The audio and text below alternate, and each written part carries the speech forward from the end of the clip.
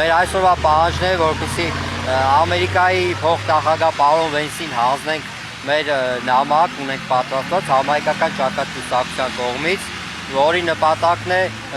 մեր արցախահայության, մեր ռազմագերիների, մեր գերիների, մեր քաղաքացիական անձանց վերադարձի հարցը Արցախի հանրապետություն, ինչպես նաև Հայաստանի Հանրապետությունում քաղբանտարկյալների եւ հայ առաքելական եկեղեցու դեմ բռնաճնշումները, որը իրականացում է այսօրվա իշխանության կողմից։ Պարոն Սիմոնյան, օրեր առաջ Ադրբեջանում ցմահազատագրման դատապարտեցին Արցախի ռազմաքաղաքական ղեկավարությունը, այս պայմաններում ինչպես է տեսնում նրանց վերադարձի հավանականությունը։ Նրանց վերադարձը կլինի հուսով եմ այն ժամանակ, երբ որ այսօրվա իշխանությունները չլինեն պետության գլուխ։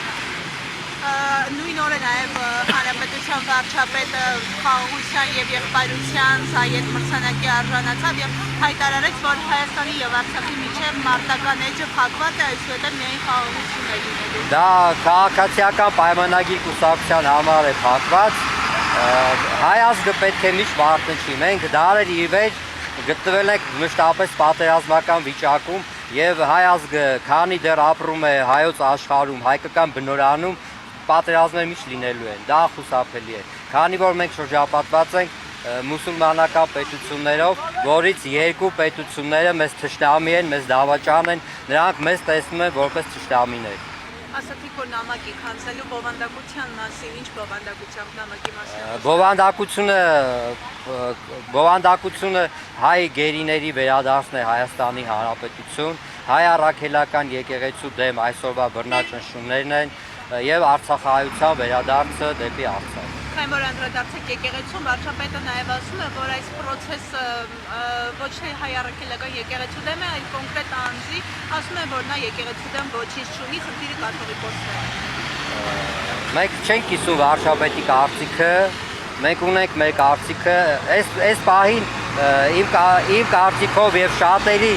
համոզման կարծիքով միակ կառույցը, ինստիտուտը դա հայ առաքելական եկեղեցին է, որը պահպանում է հայապահպանությունը։ Ինչ է կարծում այդ ձեր թվարկած խնդիրների վերաբերյալ Նիկոլ Փաշինյանը օրինակ JD-ի հետ հանդիպման ընթացքում այդ հարցերը քննարկի կփորձի։ Կարծում եմ ոչ։ Ինչու՞։ Որտեվ դա ձեռնատու չի։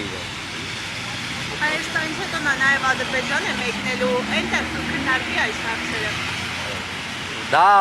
կապված է օրվա իշխանության եւ մնացած մեր հասարակական կազմակերպությունների, ընդդիմադիր մնացած ուժերի, նաեւ այսօր Արցախահայությունը հավաք է կազմակերպում ԱԳՆ նախարարության մոտ, կարծում եթե լավ ճնշում լինի, միանշանակ քննարկվելու է։